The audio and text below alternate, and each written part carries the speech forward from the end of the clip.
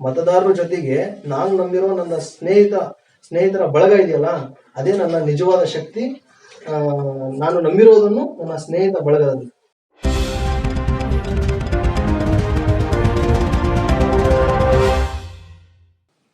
ನನ್ನ ಹೆಸರು ಮೊಹಮ್ಮದ್ ರಫಿ. ತಮ್ಮೆಲ್ಲರಿಗೂ ನಮ್ಮ ಚಾನಲ್ ರೈಟ್ ಕ್ಲಿಕ್ಗೆ ಸ್ವಾಗತ.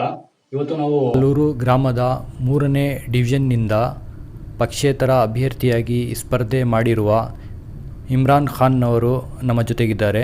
ಬನ್ನಿ ಅವರ ಹತ್ತಿರ ಮಾತನಾಡೋಣ. ಸರ್, ನಿಮ್ಮ ಕಿರು ಪರಿಚಯ. ಎಲ್ಲರಿಗೂ ನಮಸ್ಕಾರ. ನನ್ನ ಹೆಸರು ಇಮ್ರಾನ್ ಖಾನ್ ಅಂತೇಳಿ. ನಾನು ಹೊಳಲೂರು ಗ್ರಾಮದ ವಾಸಿ ಹಾಗೂ ನಾನು ವಾರ್ಡ್ 3ರ ಚುನಾವಣೆಯಲ್ಲಿ ಸ್ಪರ್ಧೆ ಮಾಡುತ್ತಿದ್ದೇನೆ. ನಮ್ಮ ತಂದೆಯ ಹೆಸರು ಸೈಫುಲ್ಲಾ ಖಾನ್ ಅಂತೇಳಿ. ಎಲ್ಲರಿಗೂ ತಿಳಿದಿರುವ ಹಾಗೆ ನಮ್ಮ ತಂದೆಯವರು ಕಿರು ಪರಿಚಯನು ನಮ್ಮ ಈ ಗ್ರಾಮದಲ್ಲಿ ಇದೆ. ಇಷ್ಟು ನಾನು ಹೇಳ್ತಿದ್ದೀನಿ. ಸರ್, ನೀವು ಮೊದಲನೇ ಬಾರಿ ನೀವು ಸ್ಪರ್ಧೆ ಮಾಡಿದ್ದೀರಾ ಅಥವಾ ನೀವು ಇದಕ್ಕಿಂತ ಮುಂಚೆನೂ ಈ ಡಿವಿಷನ್ ಇಂದ ಸ್ಪರ್ಧೆ ಮಾಡಿದ್ದೀರಾ? ಇಲ್ಲ, ನನ್ನ ಚುನಾವಣೆ ಇದು 3ನೇ ಚುನಾವಣೆ. ನಾನು ಮೊದಲೇ 2010ರಲ್ಲಿ ಒಂದು ಟೈಮ್ ಚುನಾವಣೆಗೆ ಸ್ಪರ್ಧೆ ಮಾಡಿದ್ದೆ. ಆ ಚುನಾವಣೆಯಲ್ಲಿ ನಾನು ಕೇವಲ 4 ಮತಗಳಿಂದ ಸೋತಿದ್ದೆ. ಅಂದ್ರೆ 36 ವೋಟ್ ಮತಗಳು ನನಗೆ ಲ್ಯಾಪ್ಸ್ ಆಗಿ ಪರಿವರ್ತನೆ ಆಗಿದ್ವು. ಹಾಗಾಗಿ 4 ಮತದಿಂದ ನಾನು ಸೋತಿದ್ದೆ. ಮತ್ತೆ 2015ರಲ್ಲಿ ನಾನು ಮತ್ತೆ ಚುನಾವಣೆಗೆ ಇದೇ ವಾರ್ಡಿನಿಂದ ಮತ್ತೆ ಚುನಾವಣೆಗೆ ನಾನು ಸ್ಪರ್ಧೆ ಮಾಡಿದೆ. ಆವಾಗ ನನ್ನ ವಾರ್ಡಿನ ಮತದಾರರು ನನ್ನನ್ನು ಆಶೀರ್ವದಿಸಿ 5 ವರ್ಷ ನನಗೆ ಒಬ್ಬ ಸದಸ್ಯನಾಗಿ ಹಾಗೂ ಉಪಾಧ್ಯಕ್ಷ ಸ್ಥಾನವನ್ನು ದೊರಕಿಸ್ಕೊಟ್ರು. ಅವರಿಗೆ ನಾನು ಇವತ್ತಿಗೂ ನನ್ನ ಮತದಾರರಿಗೆ ನಾನು ಚಿರಋಣಿ. ಮತ್ತೆ ಈ ಸಲ 2020ರಲ್ಲಿ ಮತ್ತೆ ಗ್ರಾಮ ಪಂಚಾಯತಿ ಚುನಾವಣೆಗೆ ಎಲ್ಲರ ಒಮ್ಮತದಿಂದ ಮತ್ತು ಎಲ್ಲರ ಆಶೀರ್ವಾದದೊಂದಿಗೆ ಮತ್ತೆ ನಾನು ಚುನಾವಣೆಗೆ ಸ್ಪರ್ಧೆ ಮಾಡಿದ್ದೇನೆ. ಈ ಚುನಾವಣೆಯಲ್ಲಿ ಮತದಾರರೇ ನಿರ್ಣಾಯಕ. ಮತದಾರರ ತೀರ್ಮಾನಕ್ಕೆ ನಾನು ಮತ್ತೆ ಅವರ ಎಲ್ಲ ಅಭಿಪ್ರಾಯ ತಗೊಂಡು ಮತ್ತೆ ನಿಂತಿದ್ದೇನೆ. ಅವರ ತೀರ್ಮಾನಕ್ಕೆ ನಾನು ಎಂದು ಸದಾ ಬದ್ಧನಾಗಿರ್ತೇನೆ. ಸರ್, ನೀವು ಹೇಳಿರುವ ಪ್ರಕಾರ ನೀವು ಮೊದಲು ಗ್ರಾಮ ಪಂಚಾಯತ್ ಸದಸ್ಯರಾಗಿದ್ರಿ, ನಂತರ ನೀವು ಉಪಾಧ್ಯಕ್ಷರಾಗಿ ಆಯ್ಕೆ ಆದ್ರಿ. ನೀವು ಉಪಾಧ್ಯಕ್ಷರಾದ್ಮೇಲೆ ನೀವು ಏನೇನು ವಿಕಾಸ ಕಾರ್ಯಗಳನ್ನು ನೀವು ಮಾಡಿದ್ದೀರಾ? ಕೆಲಸ ತುಂಬಾನೇ ಮಾಡಿದ್ದೀನಿ. ಆದ್ರೆ ಕೆಲಸ ಇಲ್ಲ, ಒಂದು ನಿಮಿಷ. ಕೆಲಸ ನಾನು ಮಾಡಿರೋದು ನಾನು ಹೇಳೋದ್ಕಿಂತ ನೀವು ಜನರ ಬಳಿ ಹೋಗಿ ಆ ನನ್ನ ಕೆಲಸದ ಬಗ್ಗೆ ಮಾತಾಡಿದ್ರೆ ನನಗಿನ್ನೂ ಖುಷಿ ಆಗುತ್ತೆ. ಖಂಡಿತ ಜನರ ನಾವು ಮಾತಾಡಿದೀವಿ. ಜನರ ಪ್ರಕಾರ ನೀವು ನೀರಿನ ವ್ಯವಸ್ಥೆ ಆಗ್ಲಿ, ಕೆಲವೊಂದು ಇದು ಕ್ಲೀನಿಂಗ್ ಆಗ್ಲಿ, ಅದೆಲ್ಲ ನೀವು ಮಾಡಿದ್ದೀರಾ. ತುಂಬಾ ಹೇಳಿದ್ದಾರೆ, ಬಡವರಿಗೆಲ್ಲ ಮನೆ ಕೊಡಿಸೋ ಎಲ್ಲ ಪ್ರಯತ್ನ ಮಾಡಿ ತುಂಬಾ ಹೆಲ್ಪ್ ಮಾಡಿದ್ದೀರಾ ಅಂತ ನಿಮ್ ಬಾಯಿಂದ ನಾವು ಕೇಳಕ್ ಇಷ್ಟಪಡ್ತೀವಿ. ಒಂದೆರಡು ನೀವು ಹೇಳಿ. ಖಂಡಿತ ಜನರ ವಿಶ್ವಾಸ ನನ್ನ ಮೇಲೆ ಹಾಗೆ ಇದೆ. ಅವರ ಕಷ್ಟಕ್ಕೆ ನಾನು ಸದಾ ಸ್ಪಂದಿಸಿದ್ದೇನೆ.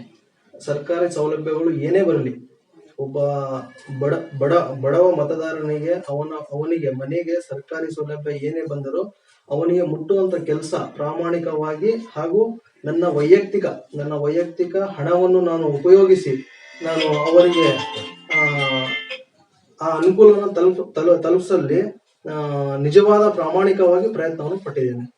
ಸಮಸ್ಯೆಗಳು ಏನೇನಿದ್ದಾವೆ ಸರ್ ಇಲ್ಲಿ ನಿಮ್ಮ ಡಿವಿಷನ್ ಅಲ್ಲಿ?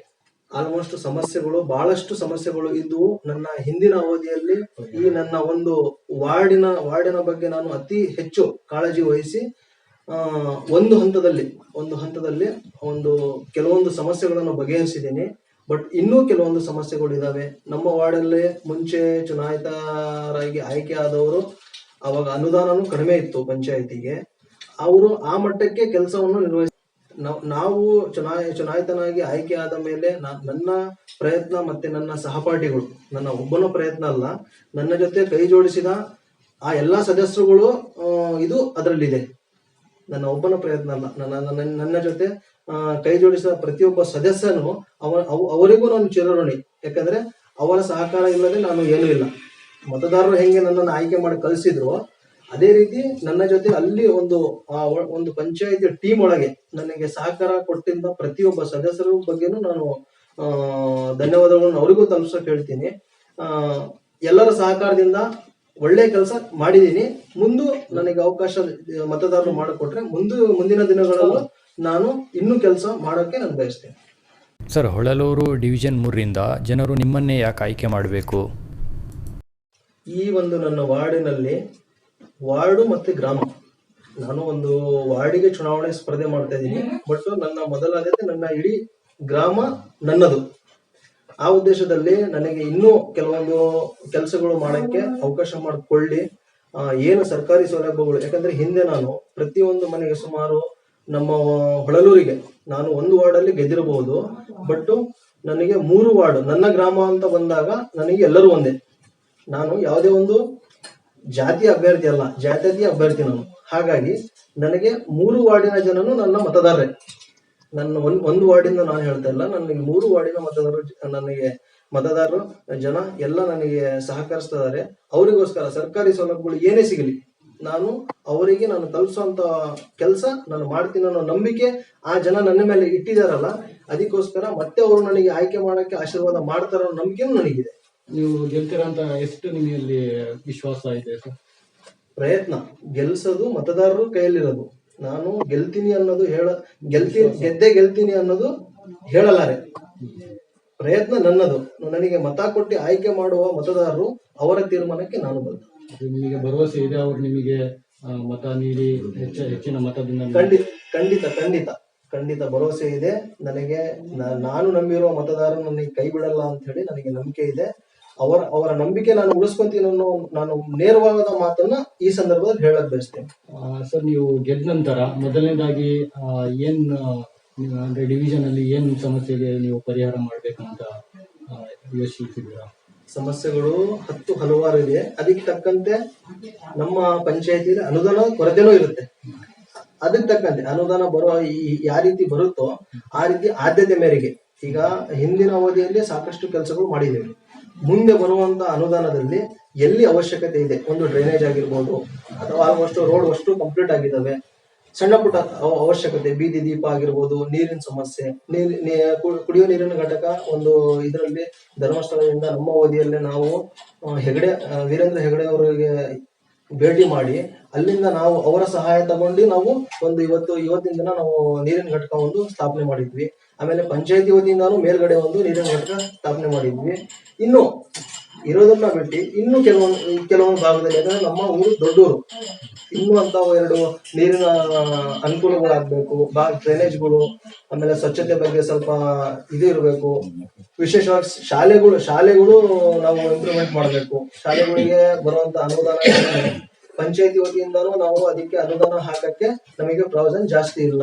ಹಾಗಾಗಿ ಎಲ್ಲದನ್ನು ಆಲ್ಮೋಸ್ಟ್ ಯಾವ್ಯಾವ ಕೆಲಸಗಳು ಬಾಕಿ ಉಳಿದಾವೆ ಅಂತದಕ್ಕೆ ನಮ್ಮ ಮೊದಲ ಆದ್ಯತೆ ಆಗಿರುತ್ತೆ ಅಂತ ಹೇಳ್ತಾರೆ. ಸರ್, ಫ್ಯಾಮಿಲಿ ಸಪೋರ್ಟ್ ನಿಮಗೆ ಮತ್ತೆ ಜನರ ಬೆಂಬಲ ಹೇಗಿದೆ ಸರ್? ನಿಮಗೆ ರೆಸ್ಪಾನ್ಸ್ ಹೇಗೆ ಸಿಗ್ತಾ ಇದೆ ನಿಮಗೆ? ಒಂದು ಫ್ಯಾಮಿಲಿ ಸಪೋರ್ಟ್ ಅನ್ನೋದಕ್ಕಿಂತ ನನಗೆ ನಾನು ನಂಬಿರುವ ಮತ್ತೆ ನನ್ನನ್ನು ನಂಬಿರುವ ಸ್ನೇಹಿತರ ಒಂದು ಬಳಗ ಇದೆಯಲ್ಲ, ಇವತ್ತು ನಾನು ಈ ಸ್ಥಾನದಲ್ಲಿರಕ್ಕೆ ಅವರೇ ಕಾರಣ. ಮತದಾರರ ಜೊತೆಗೆ ನಾನು ನಂಬಿರುವ ನನ್ನ ಸ್ನೇಹಿತರ ಬಳಗ ಇದೆಯಲ್ಲ, ಅದೇ ನನ್ನ ನಿಜವಾದ ಶಕ್ತಿ. ನಾನು ನಂಬಿರೋದನ್ನು ನನ್ನ ಸ್ನೇಹಿತ ಬಳಗದಲ್ಲಿ. ಸರಿ, ಕೊನೆ ಪ್ರಶ್ನೆ, ನೀವು ನಿಮ್ಮ ಮತದಾರರಿಗೆ ನೀವು ಏನ್ ಹೇಳಕ್ ಬಯಸ್ತೀರಾ? ಖಂಡಿತ ನಾನು ಮತ್ತೊಮ್ಮೆ ನನಗೆ ನನ್ನ ಮತದಾರರು ಆಶೀರ್ವಾದ ಮಾಡಿದ್ದೆ ಆದಲ್ಲಿ ಅವರ ಪ್ರತಿಯೊಂದು ಕಷ್ಟ ಸುಖ ನೋವು ಇದರಲ್ಲಿ ನಾನು ಅವ್ರ ಜೊತೆ ಭಾಗಿಯಾಗಿರ್ತೀನಿ. ಅವರದ್ದು ಏನೇ ಸಮಸ್ಯೆ ಇದ್ರು ಅದನ್ನ ನಿಜವಾದ ರೀತಿಯಲ್ಲಿ ಪ್ರಾಮಾಣಿಕವಾಗಿ ಒಂದು ನಯಾ ಪೈಸಾನು ಅವರಿಂದ ಪಡೆಯದೆ ನಿಜವಾದ ಅವರ ಕೆಲಸ ಕಾರ್ಯಗಳಲ್ಲಿ ಭಾಗಿಯಾಗಿ ಅವರ ಕಷ್ಟಗಳನ್ನ ಬಗೆಹರಿಸ್ತೇನೆ, ಅವರ ಸಮಸ್ಯೆಗಳನ್ನ ಆಲಿಸ್ತೇನೆ ಅಂತ ಹೇಳಿ ನಾನು ನನ್ನ ವಾರ್ಡ್ 3ರ ಮತದಾರರಲ್ಲಿ ನಿಮ್ಮ ಮುಖಾಂತರ ಕೈ ಮುಗಿದು विनंती। तीसरा डिवीजन है, आपके डिवीजन से आप इस बार किसे वोट करें? इमरान खान। इमरान खान साहब को वोट करने की वजह? वो पिछले बार बहुत काम करते हमारे गाँव के वास्ते, बहुत काम करी उन्होंने। पहले कौन भी करे नहीं तो काम करें, उसके वास्ते हमें पसंद है उनके ऊपर, काम के वास्ते अच्छा काम करे। आपका नाम? जियाउल्लाह खान। आप तीसरे डिवीजन से हैं क्या? हाँ। आपके डिवीजन से आप इस बार किसे वोट करना चाहती हैं? इमरान खान को करना चाहते हैं। ये डिवीजन से इमरान साहब पहले भी जीत कर आए थे, आप फिर से उन्हीं को वोट करना बोल रही, तो इसकी वजह जान सकती? ये पिछले बार भी वोट लेके आए, वो अच्छा काम करे, हर चीज़ भी एक सहूलत करके दी, काम करने में अच्छे आदमी, उसके वास्ते में आप उनको हमें पसंद करके और वोट करना। क्यों है रेस्पॉन्स इधर आपके डिवीजन में रेस्पॉन्स कैसा है इमरान साहब को लेकर? हाँ, अच्छा है, अच्छा है। सर आपका नाम? सर आपका डिवीजन कौन सा है? हमारा 3rd डिवीजन है। इस पर 3rd डिवीजन से आप किसे वोट करें? इमरान खान वो भी हमारे तो यार डिवीजन में बहुत अच्छा काम करी, जैसे वोट करना चाहते हैं। ಹಿಂದೆ ಎಲೆಕ್ಷನ್ನಲ್ಲಿ ಗೆದ್ದಿದ್ರು ಇಮ್ರಾನ್ ಖಾನ್ ಅಂತ. ತುಂಬ ಒಳ್ಳೆ ಹುಡುಗ, ಬಡವರ ಕಷ್ಟ ಸುಖಕ್ಕೆಲ್ಲ ಸರ್ವತ್ನ ಕರೆದ್ರೂ ಬಂದು ಸ್ಪಂದಿಸ್ತಾರೆ. ಯಾವುದೇ ಜಾತಿ ಮತ ಭೇದ ಇಲ್ಲದಲೇ ಅವರೆಲ್ಲರಿಗೂ ಕೆಲಸ ಮಾಡ್ತಾರೆ. ಊರ ಅಭಿವೃದ್ಧಿನೂ ಮಾಡಿದ್ದಾರೆ. ಡಿವಿಷನ್ನಲ್ಲಿ ಆಗಲಿ ಬೇರೆ ಡಿವಿಷನ್ನಲ್ಲಾಗಲಿ ಭೇದ ಇಲ್ದಂಗೆ ಕೆಲಸ ಮಾಡಿದ್ದಾರೆ. ತುಂಬ ಒಳ್ಳೆ ವ್ಯಕ್ತಿ. ಆಮೇಲೆ ಉಪಾಧ್ಯಕ್ಷರು ಸಹ ಆಗಿದ್ದರು ನಮ್ಮ ಪಂಚಾಯಿತಿಯಲ್ಲಿ ಸರಿ. ಇವಾಗ ಅವರು ಚುನಾವಣೆ ಮತ್ತೆ ನಿಂತ್ಕೊಂಡಿದ್ದಾರೆ. ಅಂಥ ಕೆಲಸ ಮಾಡೋರು ಬೇಕು ಅಂತಂದು ಜನ ಅಪೇಕ್ಷೆ ಮೇರೆಗೆ ನಾವೆಲ್ಲ ಇಷ್ಟಪಟ್ಟಿದ್ದೀವಿ ಅವರಿಗೆ. ಅವರು ಇದೊಂದು ಸರಿ ಗೆಲುವು ಸಾಧಿಸಲಿ ಅಂತ ನಾನು ದೇವರಲ್ಲಿ ಪ್ರಾರ್ಥಿಸ್ತೀನಿ. ಓಕೆ ಸರ್, ಧನ್ಯವಾದಗಳು. ನಿಮ್ಮ ಹೆಸರು? ವೀರೇಂದ್ರ. ಸರ್ ನಿಮ್ಮ ಹೆಸರು? ವಿನಯ್ ಅಂತ. ಸರ್ ನಿಮ್ಮ ಡಿವಿಷನ್ ಯಾವುದು? 3rd division. ಸರ್ ನೀವು 3rd ಡಿವಿಷನ್ ಅವರಾ? ಸರ್ ಈಗ ನಿಮ್ಮ ಡಿವಿಷನಿಂದ ನೀವು ಈ ಸಲ ಯಾರಿಗೆ ಮತ ಕೊಡಬೇಕಂತ ಇದ್ದೀರಾ? ಈಗ ನಾವು ಇಲ್ಲಿ ಮತದಾರರು ಜಾಸ್ತಿ ಇದ್ದಾರೆ, ಎಲ್ಲರಿಗೂ ಕೊಡಬೇಕು. ಅದನ್ನು ನಮ್ಮ ಆಯ್ಕೆ ನೋಡ್ಕೊಂಡು ಕೊಡ್ತೀವಿ. ಸರ್ ನೀವು ಸರ್? ನಮ್ಮದು ಇಮ್ರಾನ್ ಖಾನ್ ಅವರು ಹೆಚ್ಚು ಕೆಲಸ ಮಾಡಿದ್ದಾರೆ ಸಾಕಷ್ಟು. ಹಾಗಾಗಿ ಅವರಿಗೆ ನೆಕ್ಸ್ಟ್ ಇದನ್ನು ಅವಕಾಶ ಮಾಡಿಕೊಡೋದು ಒಂದು ಇದು ಮಾಡ್ತಾಯಿದ್ವಿ. ಸರ್ ಇಮ್ರಾನ್ ಖಾನ್ ಅವರಿಗೆ ಇಲ್ಲಿ ಭಾರಿ ಬೆಂಬಲ ಸಿಗ್ತಾ ಇದೆ. ಅಮ್ಮ ನಿಮ್ಮ ಹೆಸರು ತಿಳಿಸ್ತೀರಾ? ನಮಸ್ಕಾರ ಸರ್, ನನ್ನ ಹೆಸರು ಜಮೀಲಾ ಖಾನಮ್ ಅಂತ. ಇಮ್ರಾನ್ ಬಗ್ಗೆ ಮಾತಾಡ್ಬೇಕು ನಾವು. ಅವರು ನಮಗೆ ತುಂಬ ಸಹಕಾರ ಮಾಡಿದ್ದಾರೆ. ಇವರು ಶಾರದಾಪುರ ನಾಯಕರು ಮನೆ ಕರ್ಕೊಂಡೋಗಿ ನಮಗೆ ಗಾಡಿ ಎಲ್ಲ ಕೊಡಿಸಿ ಅವ್ರು ತುಂಬ ಉಪಕಾರ ಮಾಡಿದ್ದಾರೆ. ಅವರಿಂದ ತುಂಬ ಸೌಲಭ್ಯ ಪಡೆದಿದ್ದೀವಿ ನಾವು. ಇವ್ರು ಇಮ್ರಾನ್ ಖಾನಿಂದನ ಅವರು ಮತ್ತೆ ಗೆದ್ದು ಬರಬೇಕು ಅಂತ ನಮಗೆ ಆಸೆ ಇದೆ. ಮತ್ತು 25 ವರ್ಷ ಆಯಿತು ನಾವು ಬಂದು.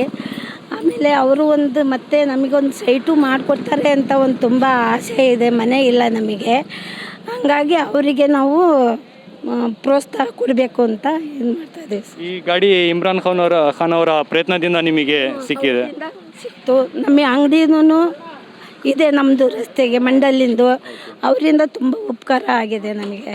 ಅವರಿಂದ ಮತ್ತೆ ಸೌಲಭ್ಯ ಒಳ್ಳೆ ಸೌಲಭ್ಯ ಸಿಗ್ತವೆ ಅಂತ ಆಸೆಯಿಂದ ಅವರಿಗೆ ನಾವು ಮತ್ತೆ ವೋಟ್ ಮಾಡಬೇಕು ಅಂತ ಮಾಡಿದ್ದೀವಿ. ಓಕೆ ಮೇಡಮ್, ಧನ್ಯವಾದಗಳು. ದೇವರಾಜ್ ಅಂತ. ಸರ್ ನಿಮ್ಮ ಹೊಳಲೂರಿನಲ್ಲಿ ಡಿವಿಷನ್ ನಂಬರ್ ಎಷ್ಟು?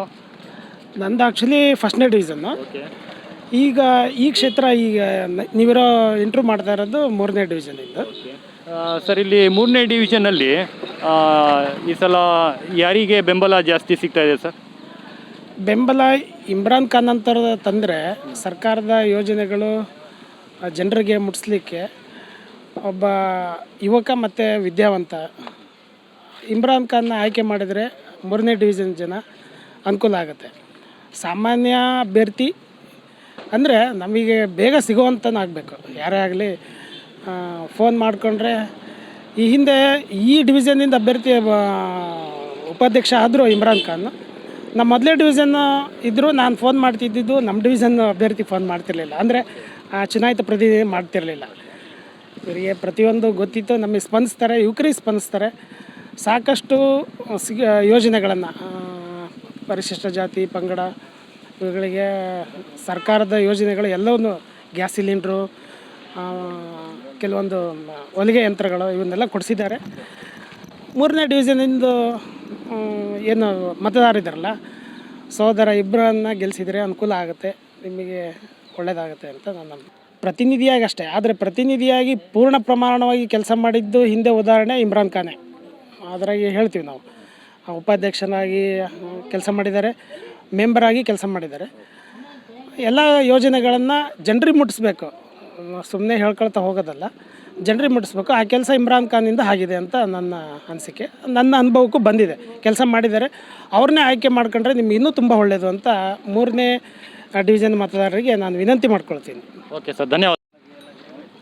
ಸರ್ ನಿಮ್ಮ ಹೆಸರು ತಿಳಿಸ್ತೀರಾ? ನಮ್ಮ ಹೆಸರು ನಿಸಾರ್ ಅಹಮದ್ ಅಂತ. ಎಲ್ಲರಿಗೂ ನಮಸ್ಕಾರ.